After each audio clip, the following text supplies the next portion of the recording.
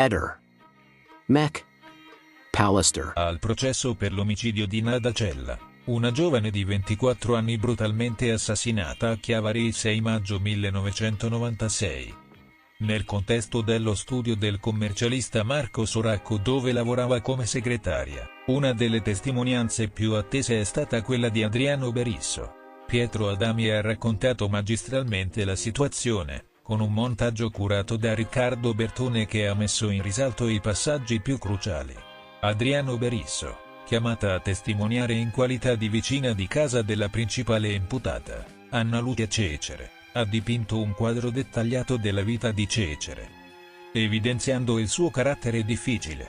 Era una maestra, ma non riusciva a trovare un'occupazione stabile ed era costretta a lavorare come addetta alle pulizie, il che alimentava la sua frustrazione e rabbia verso il mondo.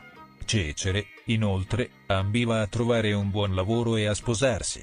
Berisso ha ricordato un particolare episodio: Cecere aveva preso in prestito un vestito da lei per andare in discoteca con Soracco, suggerendo una familiarità pregressa tra i due. Durante la sua deposizione, Berisso ha fornito dettagli sul comportamento di Cecere, che avrebbero destato i suoi sospetti. L'episodio più inquietante si è verificato quando Cecere, dopo aver fatto una visita nello studio di Soracco ed essere stata allontanata da Nada Cella, era tornata a casa di Berisso mostrandosi furiosa, in un impeto di rabbia. Aveva minacciato di violenza verbale persino contro persone che considerava in competizione con lei nel mondo lavorativo. Alcuni particolari comportamentali di Cecere immediatamente precedenti e successivi all'omicidio, come essere uscita di casa prima del solito il giorno del delitto o aver steso numerosi panni comprensivi delle scarpe subito dopo, non fecero altro che accrescere i sospetti di Berisso.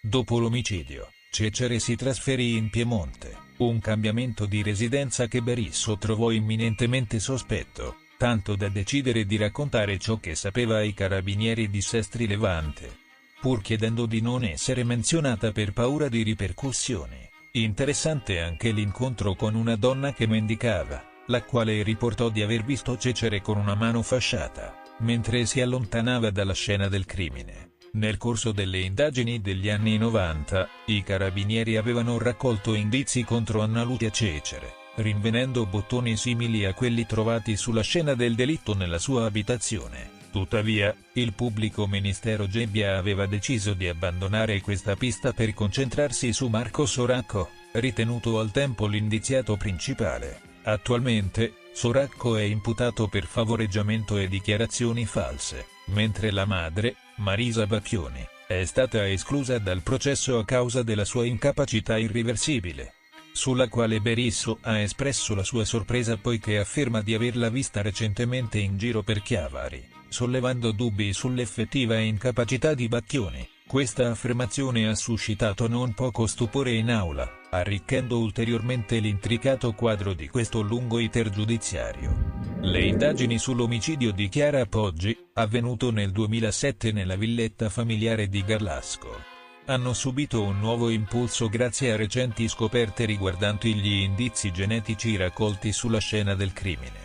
In particolare, il DNA di Andrea Sempio, allora 19enne amico del fratello della vittima, è stato identificato sotto le unghie della giovane, portando nuovamente l'attenzione su di lui in un caso reso complesso da numerose vicende legali. Gli inquirenti della procura di Pavia hanno dunque deciso di riaprire le indagini, considerando Sempio un potenziale sospettato di omicidio in concorso con ignoti o con Alberto Stasi, il fidanzato di Chiara già condannato a 16 anni di reclusione per il delitto. Secondo quanto riportato dal Corriere della Sera, il DNA di Sempio non proviene da oggetti che Chiara Poggi avesse maneggiato all'interno della casa, come il PC di famiglia, ma deriverebbe piuttosto da un'interazione diretta tra Sempio e la Poggi poco prima dell'omicidio. Questa ipotesi nasce da una consulenza eseguita per la procura da Carlo Previdere, un genetista noto per la sua partecipazione al caso di Yara Gambirasio. Tra i reperti prelevati dalle unghie di Chiara, oltre al materiale genetico riconducibile a Sempio, emerge anche quello di un soggetto non identificato, denominato Ignoto 2. Sorprendentemente, il profilo genetico di Alberto Stasi e quelli dei familiari di Chiara, che vivevano nello stesso ambiente e avrebbero presumibilmente dovuto lasciare tracce più numerose e rilevabili, sono assenti, sollevando ulteriori dubbi sulla dinamica dei fatti. La difesa di Sempio ha finora argomentato che il suo DNA potesse essere il risultato di un contatto secondario. Ma gli inquirenti ritengono che tali spiegazioni non siano sufficienti a giustificare la presenza delle sue tracce genetiche così come sono state rinvenute. In passato, un'analisi del DNA di Sempio non era stata effettuata a causa della considerazione che il materiale fosse esiguo e degradato. Tuttavia, attualmente, sotto la guida del procuratore Fabio Napoleone, si sta percorrendo una strada investigativa diversa, che implica una valutazione più approfondita di quanto è stato trovato, mentre nei giorni prossimi ci si aspetta che i carabinieri del nucleo investigativo di Milano convocassero nuovi testimoni tra amici e parenti. Il legale della famiglia Poggi, Gianluigi Tizzoni, ha sottolineato le sue riserve sulla decisione di riaprire il caso. Tizzoni ha esplicitato perplessità, ricordando che questo rappresenta il 7° tentativo di mettere in discussione la condanna di Stasi, e che numerosi magistrati sono giunti ormai a un consenso unanime sulla colpevolezza dell'imputato. Oltre ogni dubbio ragionevole, questa affermazione riflette il complicato intreccio giuridico che ha caratterizzato, negli anni, la ricerca della verità sull'omicidio di Chiara Poggi, mantenendo viva l'attenzione su un caso emblema della giustizia italiana. Era il 17 marzo 2015, una data che rimane impressa nella memoria collettiva di Pordenone per il tragico evento che cambiò per sempre la vita di molti. Quella sera, intorno alle 19:47, una tranquilla cittadina del Friuli Venezia Giulia fu scossa dalla notizia di un violento e inaspettato duplice omicidio. Vittime dell'atroce delitto furono una giovane coppia, Teresa Costanza e Trifone Ragone, uniti sia nella vita sentimentale che nelle passioni sportive. I due fidanzati si trovavano all'interno della loro automobile, parcheggiata nel posteggio del Palasport di Via Interna, vicino alla palestra che frequentavano abitualmente per i loro allenamenti. Il caso destò ampio clamore mediatico e, a distanza di 10 anni, il giornale Messaggero Veneto dedica un approfondito servizio alla vicenda, ricordando come la memoria di Teresa e Trifone sia ancora viva tra la comunità. Infatti, sul luogo del delitto, continuano a essere deposti fiori e oggetti commemorativi come testimonianza del dolore e del ricordo affettuoso dei concittadini. Dopo accurate indagini, le forze dell'ordine identificarono Giosuè Ruotolo come l'unico responsabile. Ruotolo, all'epoca coetaneo delle vittime e un ex militare campano, è stato condannato nella 3 fasi di giudizio a scontare l'ergastolo. Gli elementi raccolti dagli investigatori del nucleo provinciale dei Carabinieri di Pordenone furono determinanti. Una serie di indizi portarono alla scoperta della sua colpevolezza. Ruotolo e Trifone erano stati commilitoni, condividendo parte della loro vita professionale fino a quel tragico epilogo. Giosuè, il cui sogno era di entrare nella Guardia di Finanza, agì spinto da rabbia e gelosia. Una telecamera di sorveglianza catturò la sua auto nei dintorni della scena del crimine, fornendo una prova visiva estremamente significativa. Non solo, la stessa telecamera riprese anche l'immagine di un runner, Maurizio Marcuzzo, che sarebbe poi divenuto un testimone chiave nel corso del processo giudiziario. Mesi dopo il tragico evento, l'arma del delitto fu recuperata nel laghetto del Parco San Valentino, elemento che aggiunse ulteriore chiarezza alle indagini. Gli investigatori scoprirono anche che Ruotolo aveva sistematicamente cancellato dati compromettenti dai suoi dispositivi elettronici, come telefoni e computer.